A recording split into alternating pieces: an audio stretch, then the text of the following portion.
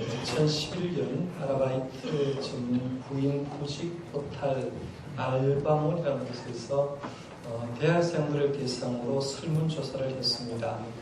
대학생들의 결혼관이 어떤가라고 해서 여러 가지 항목을 가지고 대학생들의 결혼관을 조사를 했는데요.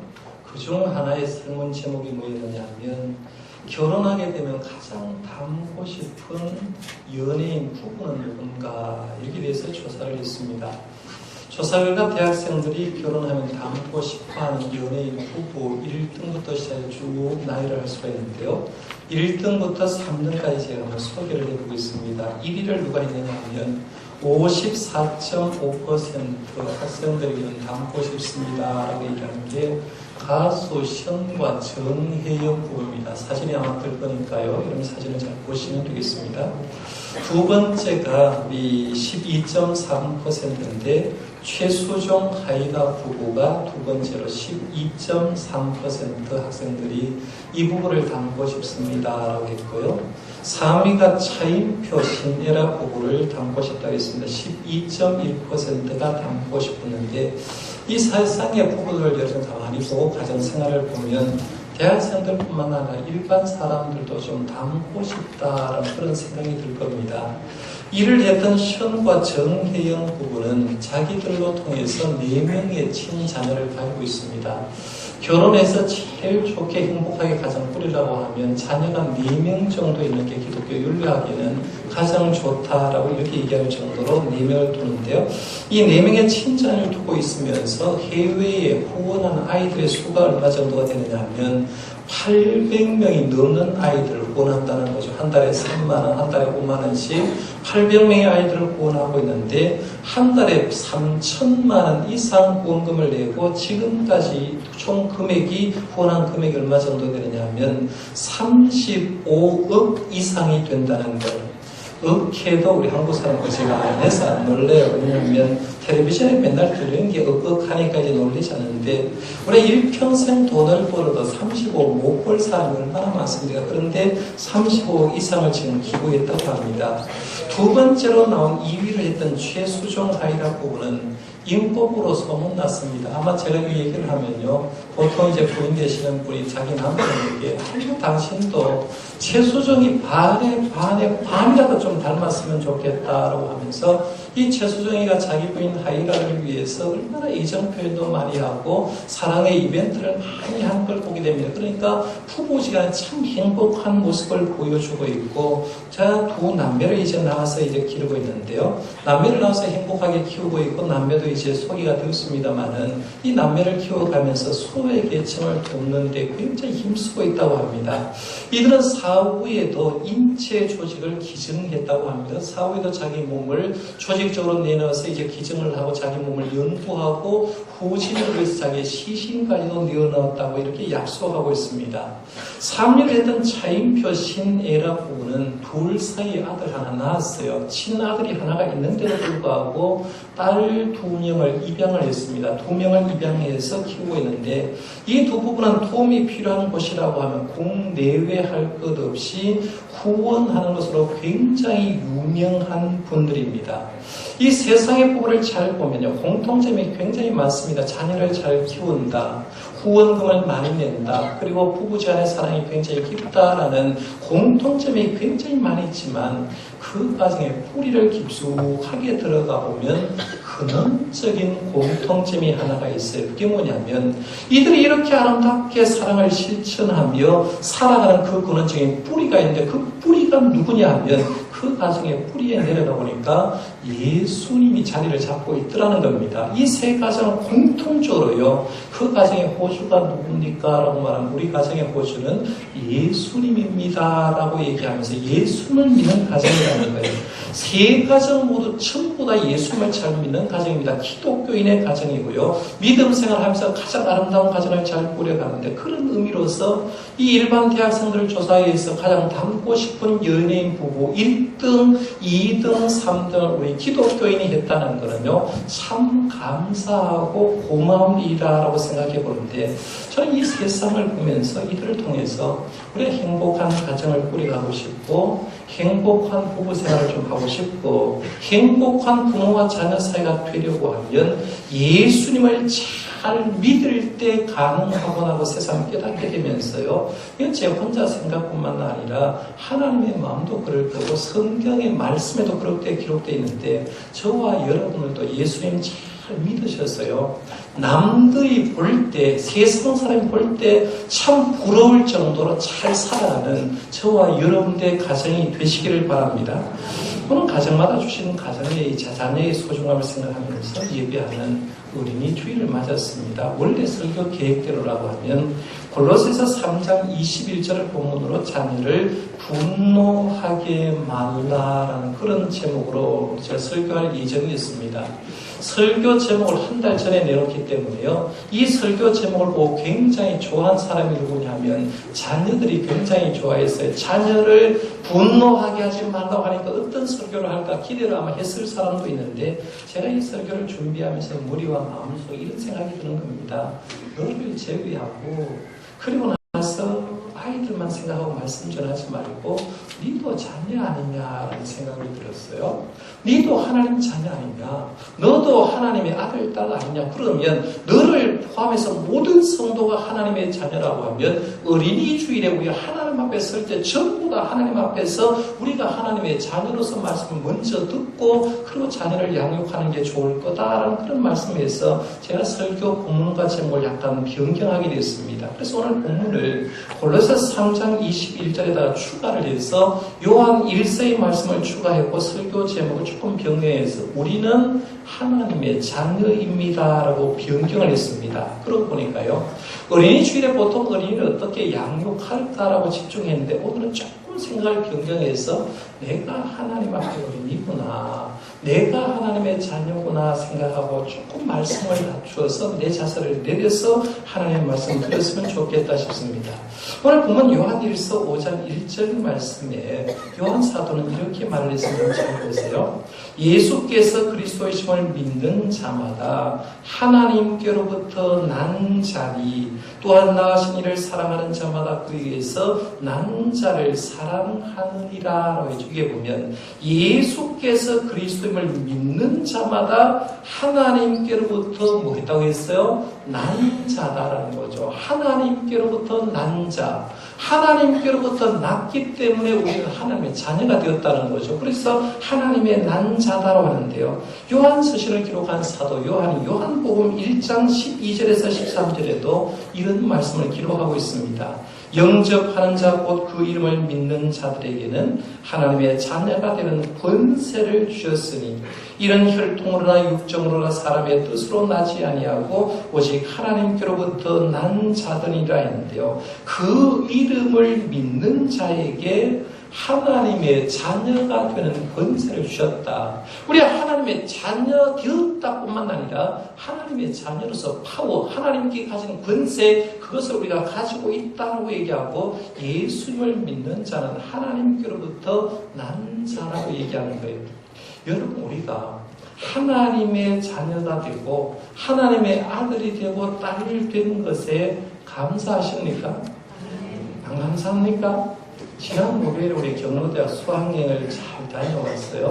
은혜 가운데 예정한 도착 시간 딱 6시에 맞춰서 정확하게 도착하고 이제 뒷마무리를 하면서 교회 와서 마지막 차가 올 때까지 제가 이제 다 보고 가야 되기 때문에 이제 교회에 있었는데요.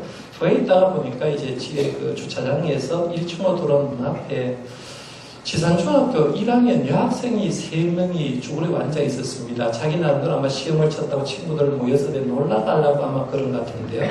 그래 와가지고 요즘 애들이 좀 별나요. 그래서 얘들이 교회 와서 또 무슨 장난칠까, 담배는 피우지 않을까, 별의별 생각이 다 나서 걔들 그냥 둘 수 없어 그 옆에 가가지고 이런저런 얘기했어요. 어디 다니냐? 지산중학교 1학년 다닙니다. 라고 얘기하면서 이런저런 얘기를 하는 가운데 너희들도 교회 나와서 예수 믿고 구원받아라, 예수 믿어라 라고 얘기를 했어요. 그랬던 한 학생이 얘기하기를 우리 할아버지는 스님이에요 라고 하는 거예요. 제 생각에는 스님은 분명히 자녀를 안 낳는 줄 알고 있는데 하여간 할아버지가 스님이래. 이제 보통 이제 스님도 자녀를 낳고 이렇게 사는 것 같아요. 자녀를 낳는데 자기 할아버지 집에 가면 집에다가 법당을 차려놓고 다 차려놓고 있다는 겁니다. 그러면서 우리 아버지 어머니도 불교입니다라고 얘기를 합니다. 그러면서 자기 집에 가면 병마다 부적을 다 붙여놨다는 거. 부적을 딱 붙여놓고 병마다 붙여놓은 부적도 부적해가지고 부적을 다 종이로 접어가지고 이불 속에도 넣어놓고 베개 속에도 넣어놓고 이렇게 삽니다. 그러면서 아이가 하는 말이 고단 말이 기가 막혀요. 그렇게 해놓으면 마음이 편하대요 라고 얘기했어요. 제가 말을 들으면서 저희 아버지 어머니 생각하는 거예요. 어릴 때부터 어머니 속에서 교회를 나가서 어릴 때부터 하나님을 아버지라고 예수를 믿고 하나님의 사람 된 게 걔를 보면서 어쩌면 불쌍해 보이는 거예요. 야가 좋은 부모를 만났다고 하면 어릴 때부터 하나님 잘 섬겼으면 좋겠는데 할아버지 집에 가니까 법당이 할아버지 집이라는 거예요. 자기 집에 가니까 부적을 붙여넣어서 평안을 찾지 못하고 부적을 붙여놓아야 평안을 찾는다는 걸 보면서 우리가 하나님의 자녀가 되었다는 게 얼마나 큰 특징인가, 특권인가, 어릴 때부터 모태신앙으로 부모님을 만난 게 얼마나 큰 축복인가 이렇게 한번 생각해 보는데요. 여러분들도 저도 마찬가지로 늦었지만 혹은 모태신앙이지만 예수님을 믿어서 하나님의 자녀가 된 것에 진정으로 감사할 수 있기를 바랍니다. 오늘 본 말씀에 우리가 이제 하나님의 자녀라는 걸 얘기를 하고 있는데요. 오늘 말씀에 이제 하나님의 자녀인 우리가 어떻게 살아갈 때 그러면 하나님께서 우리를 보고 기뻐하실까? 그리고 세상 사람들이 예수 믿는 사람으로 예수 믿는 사람 좀 닮고 싶다. 예수 믿는 사람처럼 좀 살고 싶다라고 얘기할까? 오늘 본문에서 찾아보려고 하는데 오늘 본문 말씀은 간단합니다. 우리가 하나님의 자녀라고 하면 하나님 사랑하라는 거죠. 위로 하나님 사랑하고 아래로 성도 간에 하나님의 자녀인 우리들을 사랑하라라고 얘기합니다. 그럼 구체적으로 하나님을 어떻게 하면 사랑하면 되겠냐는 거죠. 하나님을 어떻게 하면 사랑하는가? 사랑은 표현이 되겠는데 어떻게 표현하면 되냐는 거예요. 웨스트민스터 소요리 문답 1번이 있습니다. 소요리 문답이라는 것은 교리를 요약해서 묻고 답하는 것이 있는데 이 요리 문답 1번의 질문과 답을 잘 아시면 하나님을 사랑하는 방법을 알 수 있습니다. 1번 문제가 이렇습니다. 사람의 제일 되는 목적이 무엇입니까? 라고 물었습니다. 이 세상 살아가는 사람들의 삶의 제일 된 목적이 뭡니까? 라고 묻고 답은 이렇습니다. 사람의 제일 되는 목적은 하나님을 영화롭게 하고 영원토록 그를 즐거워하는 것입니다 했어요. 우리 이 세상 살아가는 게 돈 벌어서 집 사고 돈 벌어서 이 세상을 살도록 하는 것이 목적이 아니라 우리가 하나님의 자녀라고 하면 하나님께 영광 돌리고 하나님께 경배하고 하나님께 찬양하고 주님께 예배하는 것이 우리의 삶의 목적이라는 거죠. 한마디로 말하면 내가 하나님의 자녀고 하나님 사랑한다고 하면 제일 먼저 해야 될 게 예배로 통해서 찬양과 경배하라는 거죠. 마음껏 찬양하고 마음껏 경배하라는 거예요. 우리가 하나님 사랑하는 방법 많습니다. 아까도 얘기했던 그런 사람들처럼 부모가 없는 아이를 입양하는 것도 하나님을 사랑하는 방법 중에 하나가 될 수 있고요. 국내외 선교단체에 후원하는 것도 네팔에 지진이 나서 나라가 힘든 그런 나라에 물질로 기부하는 것도 할 수 있는 방법이 있습니다. 그러나 그것보다 더 귀한 것, 더 중요한 게 뭐냐면 최선을 다해서 예배하는 것. 하나님 앞에서 최선을 다해서 예배하는 것을 하나님은 기뻐하신다는 거죠. 마치 우리가 육신의 자녀가 아버지를 찾아와서 얼굴만 보여줘도 육신의 부모가 기쁜 것처럼 우리가 예배를 통해서 하나님께 영광 돌리는 게 하나님 제일 좋아하신다는 거예요. 지난 1월 달에 우리 예배 선교사 김용훈 목사님 와서 2번 우리 교회에서 예배에 대해서 말씀드렸습니다. 한 번은 전부 다 예배가 얼마나 중요한지 또는 우리 찬양 때문에 어떻게 해야 되는가를 배우는데요. 그때 말씀을 사무엘상 초반부에는 말씀을 가지고 비교를 한 적이 있습니다. 예배하는 인생과 예배를 멸시하는 인간이 어떻게 바뀌는가를 얘기를 했습니다. 사무엘상 초반부에 보면 예배하는 인생과 예배를 멸시하는 인생을 의도적으로 비교를 하고 검사를 해보는 걸 보는데요. 예배하는 인생으로 예를 누굴 들었느냐 하면 사무엘을 들었습니다. 사무엘을 들었는데 사무엘상 2장 18절 말씀에 보면 사무엘을 이렇게 소개합니다. 사무엘은 어렸을 때에 세마포 에봇을 입고 여호와 앞에서 섬겼더라라고 합니다. 그런데 알듯이 사무엘은 기도로서 통해서 태어난 아이인데 저절된 다음에 실로 성소에 올라가서 하나님께 예배를 했는데 어릴 때부터 하나님 앞에서 하나님을 섬겼다는 말은 하나님께 예배하면서 살았다는 얘기입니다. 반면에 예배를 멸시하는 인생의 예로서 누굴 들었느냐 하면 엘리 제사장의 두 아들을 들었습니다. 그러면서 이게 소개합니다. 한 절 앞에 있는 사무엘상 2장 17절에 보면 이 소년들의 죄가 여호와 앞에 심히 크면 그들이 여호와의 제사를 멸시함이었더라라고 합니다.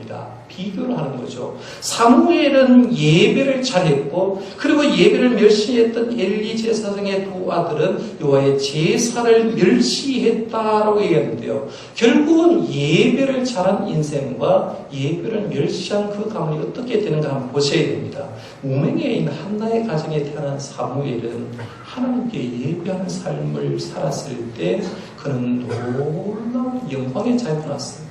무명의 가정에서 계속해서 올라가는데 위로 올라가서 이 사무엘이 이스라엘 선지자 가운데 가장 위대한 선지자로 쓰임받고 있는 걸 봅니다. 반면에 당대 대표적인 종교 지도자이던 엘리 제사장의 가문은 마치 여러분 어릴 때 미끄럼틀 올라갔잖아요. 미끄럼틀 올라가 제일 위에 올라가서 미끄럼 타려고 계단 타고 올라갔는데 내려올 때는 어떻게 해야 합니까? 순식간에 밑으로 샥 내려와 버리잖아요. 이 엘리 제사장의 가문은 마치 미끄럼틀을 제일 위에서 아래로 순식간에 내려온 것처럼 초반에는 높은 자리에 있었어요. 제사장의 가문이었습니다. 그러다가 마지막에는 그 가문이 몰락해버린 걸 봅니다.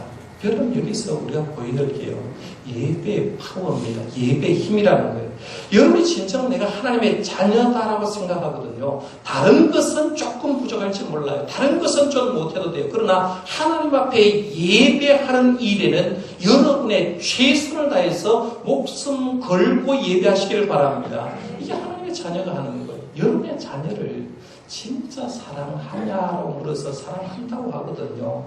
자녀들에게 다른 거는 못 가르쳐줘도 자녀들이 예배에 목숨 거는 자녀를 한번 만들어 보세요. 그러면 우리가 아니라 하나님께서 여러분의 가정에 가문을, 여러분의 가정의 자녀를 복되게 해 주실 줄 믿습니다. 이게 첫 번째 우리가 할 일이에요. 그 다음에 두 번째, 내가 하나님의 자녀라면 하나님의 자녀를 사랑하는 삶을 사는 게 우리 하나님의 자녀가 할 일입니다. 기독교는 솔로 공동체가 아니에요. 혼자 있는 공동체가 아니라 기독교는 우리 공동체입니다. 예수님이 제자들에게 기도를 가르쳐 주면서 이렇게 가르쳐 줬죠. 하늘에 계신, 그 다음 말이 뭐예요? 우리 아버지 했어요. 우리가 기도할 때 하늘에 계신 내 아버지라고 가르쳐 주지 않고 하늘에 계신 우리 아버지라고 하는 거죠. 아까도 말씀드렸듯이 예수를 믿는 사람은 전부 다 하나님께 낳습니다. 여러분도 예수 믿고 저도 예수 믿어서 하나님을 예수를 믿으면 하나님께로 낳기 때문에 내가 하나님의 아들 되고 내가 하나님의 자녀가 되는 거예요. 우리가 자녀가 되는데 내 혼자 하나님의 자녀가 된 게 아니라요. 우리 모두가 하나님의 자녀가 된 거예요. 그래서 교회 보면 형제, 자매라고 부르는 거죠. 그러니까 옆에 있는 분들도 하나님의 자녀예요. 옆에 분에 한번 인사해 볼까요? 우리는 하나님의 자녀입니다. 조금 더 얘기하면요. 남자분은 남자분끼리 우리는 형제입니다라고 하고 여자분은 여자끼리 우리는 자매입니다라고 할 수도 있어요. 그러니까 우리가 하나님의 자녀로서 똑같다는 겁니다. 형제, 자매라면 해야 될 게 사랑을 나누라는 거죠. 오늘 본문 요한 1서 5장 2절에서 3절에 보세요. 우리가 하나님을 사랑하고 그의 계명들을 지킬 때 이로써 우리가 하나님의 자녀를 사랑한 줄을 아느니라. 하나님을 사랑하는 것은 이것이니 우리가 그의 계명들을 지키는 것이라. 그의 계명들은 무거운 것이 아니로다라고 하는데요. 하나님의 자녀라고 하면 계명 지킨다. 그 계명은 10계명도 될 수가 있고 예수님 말한 3계명 하나님 사랑과 이웃 사랑을 쭉 얘기를 합니다. 그 계명 지키는 거 어렵지 않다, 무겁지 않다고 얘기합니다. 그럼 우리가 신앙생활 하면서 분명히 알아야 될 것 하나가 있어요. 그게 뭐냐면 내가 신앙생활하는데 내 편이 누군지 적이 누군지 알아야 된다. 우리가 영적인 전쟁을 하려고 하면 아군과 적군을 정확하게 구별해야 됩니다. 1950년 6월 25일 6.25 전쟁이 벌어졌잖아요. 한국 동란이 벌어졌습니다. 한국 동란이 슬픈 이유가 뭐냐면 다른 나라하고 싸운 게 아니라 동족끼리 싸웠다는 거죠. 그렇죠? 같은 얼굴을 하고 같은 말을 쓰는 동족끼리 싸웠다는 굉장히 아픔이 있습니다. 그뿐만 아니라요. 우리 국군끼리도 오인에서 총뿌리를 겨누다가 목숨을 잃은 경우가 굉장히 많다는 거예요. 요즘 조금 부족하지만요. 그러합니다만은 옛날에 시골 때 멧돼지 잡으러 많이 왔거든요. 멧돼지 잡으러 와가지고 멧돼지를 잡으러 여러 팀들이 와가지고 부시럭했는데 딱 쌌는데 가보니까 멧돼지가 아니라 같이 온 팀원들을 죽여서 사살할 때가 많습니다. 그렇듯이 이 국군끼리 적인 줄 알고 오인해서 목숨을 잃은 사람이 많은데요. 자료에 의하면 6.25 전쟁 때 적과 구분하지 못해서 오인해서 목숨을 잃은 병사가 전체 죽은 병사의 16%가 된다. 통계조사가 그렇게 나왔어요. 무슨 말이냐면 우리 국군이 100명이 죽었다고 하면 16명은 아군끼리 오인해서 사살했다는 겁니다. 엄청난 실패라는 거예요. 이건 한국 전쟁에만 있었던 것이 아니라 2차 세계대전 당시 사망자의 약 15%가 자기들끼리 싸웠고요. 월남 전쟁 때는 사망자의 10%가 아군의 총에 맞아서 죽었다고 얘기하는 거죠. 큰 비극이라는 거예요. 근데 지금 우리 한국의 상황이 바로 이 모습이 아닌가라고 생각해 봅니다. 많은 교회가요. 교역자와 성도 간에 싸우고 있는 교회들이 많아요. 성도와 성도 사이에 싸우고 있고요. 담임 목사 큰 교회 같은 경우에는 부교역자 사이에 갈등이 일어나고 교역자와 그 다음에 성도 간에도 힘든 게 있지만 때로는 장로님과 교역자 간에 갈등이 일어나서 싸우는 걸 쉽게 들어봅니다. 우리 교회는 그렇지 않지만요. 제가 갖고 있는 목사님들만 얘기를 해봐도 장로님하고 갈등이 되어서 목회 못하겠다고 서로 간에 그렇게 얘기하는 걸 보게 됩니다. 서로 미워하고 분노하는 자중시간이 펼쳐지고 있는 거예요. 우리가 다윗에게 배워야 될 게 하나가 있는데 그게 뭐냐면 다윗이 어린 시절에 이제 당시에 블레셋 장군 골리앗이 이스라엘 침공하잖아요. 침공했을 때 자기의 형님들이 거기에서 출전을 합니다. 아버지가 명령 내리기를 음식을 싸가지고 형들이 잘했는가 하면 가보라고 명령을 내렸습니다.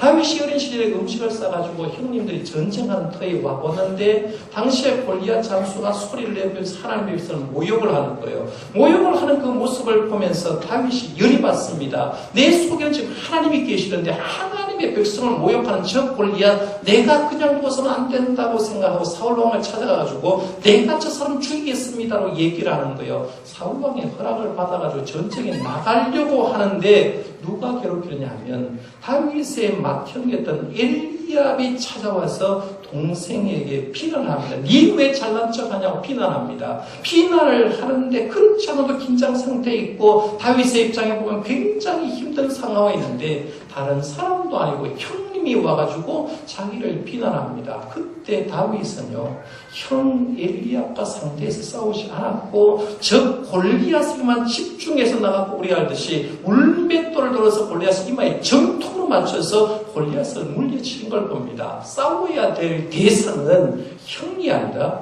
골리앗과 싸움이라고 생각하고 그 골리앗과 싸웠고 형에게 대해서 아무 얘기하지 않은 걸 봅니다. 우리는 여기서 배워야 될 게 하나가 있어요. 그게 뭐냐면 지금 우리 한국교회는 진짜 싸워야 될 대상은 사탄마귀 아닙니까? 영적인 것 아닙니까? 세상을 향해 싸워야 되고 사단 마귀에 대해서 싸워야 되고 이단에 대해서 싸워야 되는데 이 앞에서는 꼼짝하지 못한 채 형제지간인 다윗과 엘리압이 머리 터지게 싸우는 것처럼 그렇게 싸우는 교회들이 얼마나 많은지 모릅니다.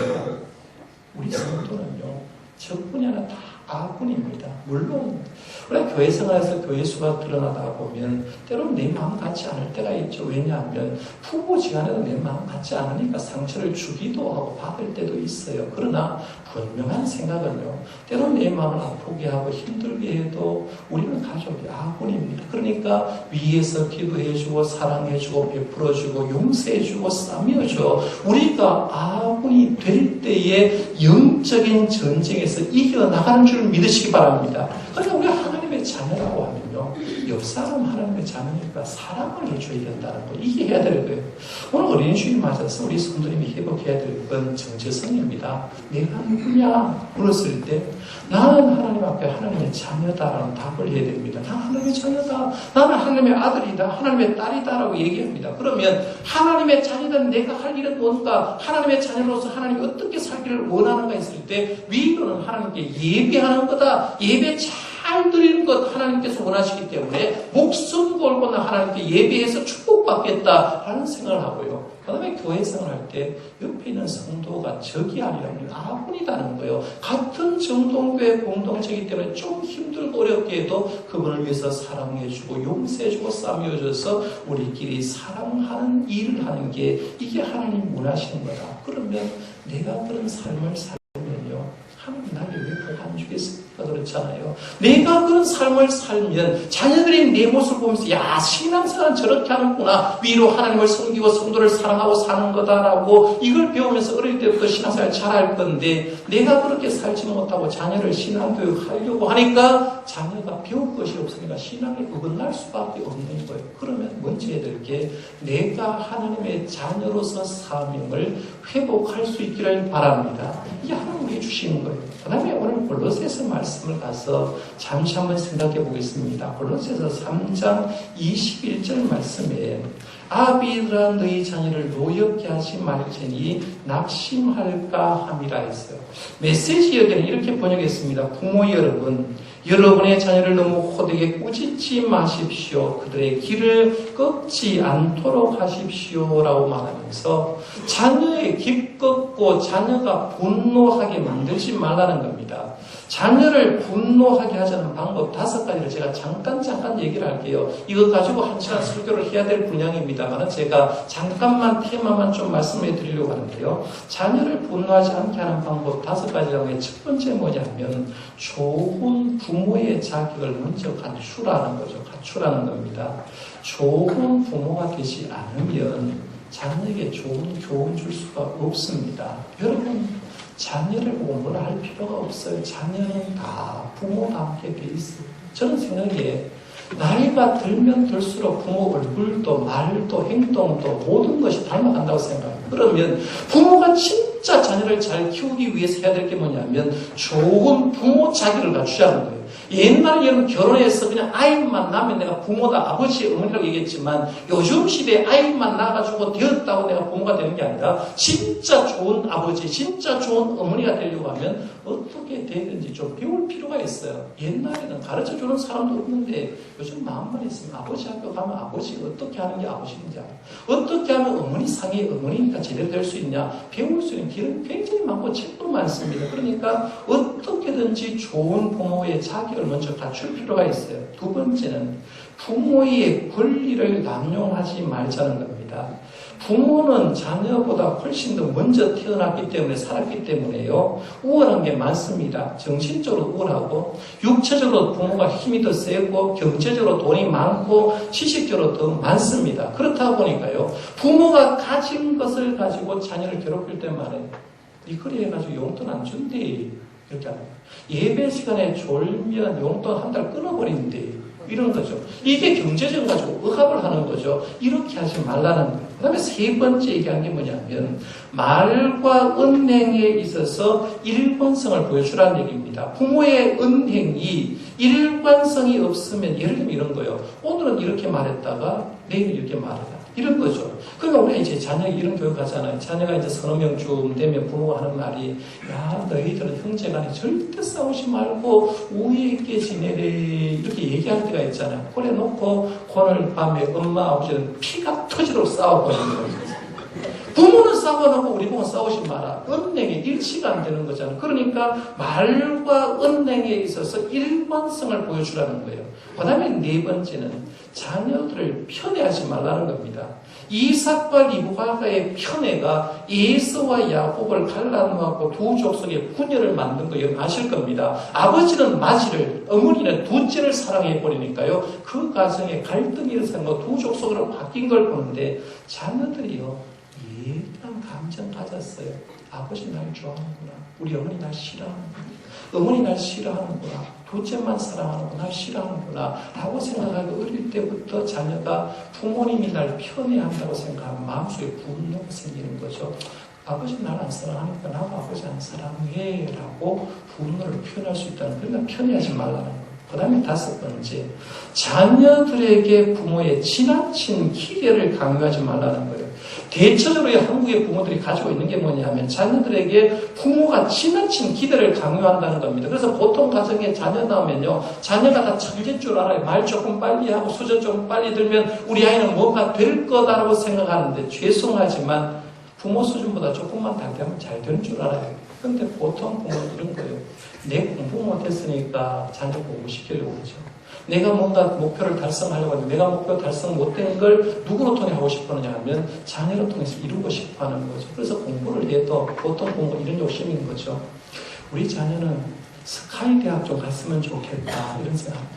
부모는 경북에 있는 대학교도 못 가놓고 서울에 있는 스카이 대학 가도록 자녀에게 이렇게 억압을 한다는 거죠. 지나친 강요를 하면 자녀가 힘들어서 견딜 수 없다는 거죠. 그러니까 사실은 부모의 성적표 딱 가놓고 나 요거밖에 못했네, 니 더 잘한다라고 칭찬해 주는 게 좋겠는데 보통 부모는 자녀들에게 지나친 기대를 강요해서 자녀를 분노케 할 때가 많다는 겁니다. 이런 다섯 가지 가만히 한번 생각해 봤어요. 내가 자녀를 양육할 때 어떻게 하는가? 부족한 게 많을 겁니다. 그럼 수정할 필요가 있어요. 결론을 짓겠습니다. 어린이 주일 하나님 우리에게 너희들이 하나님 자녀다 가르쳐 줬어요. 예수님이 우리는 하나님께 낫다. 굉장히 큰 복입니다. 두 번째, 하나님의 자녀가 해야 될 것, 하나님 제일 원하는 것, 하나님 영광 돌리는 건데 그 영광 돌리는 건 하나님의 사랑을 표현해요. 예배 잘해라. 예배 잘하면 성공한다. 두 번째, 우리 성도들은 다 하나님의 자녀인데 때로는 내 마음에 안 들더라도 우리는 다 아굴이라는 거예요. 정동교회 공동체는 전부 다 정동교회 공동체로 아굴이기 때문에 아군끼리 피 터지게 싸우지 말라는 거예요. 진짜 싸워야 될 건 영적인 상대 사탄 마귀와 싸워야 되고 세상과 싸워야 되지. 왜 교회 와서 싸우려고 하는 거예요. 이런 생각은 신앙은 아주 잘못된 거니까 그런 생각을 보시고 옆에 있들이 사랑해야 될 대상, 기도해 줘야 될 대상으로 생각하고 그 다음에 네 번째는 하나님 우리 가정에 선물을 주셨는데 그 자녀가 여러분의 가정에 있으면서 우리 가정에 태어난 건 너무 행복하다라고 할 정도로 자녀를 분노하게 말게 가르치시고요. 여러분의 가정이 아까 제가 세 샘플을 드렸어요. 대학생들이 연예인 가정 가운데 제일 닮고 싶은 가정이 누구냐 했을 때 1등 기독교인, 2등 기독교인, 3등 기독교인. 여러분의 세상 사람이 여러분의 자녀가 볼 때도 우리 가정이 세상 것이 많지 않아도 우리 가정처럼만 하면 부러울 것이 없다고 생각할 정도로 세상 사람의 존경받고 하나님의 사랑받는 그런 가정으로 만들어가는 저와 여러분들 되시기를 바랍니다. 기도하겠습니다.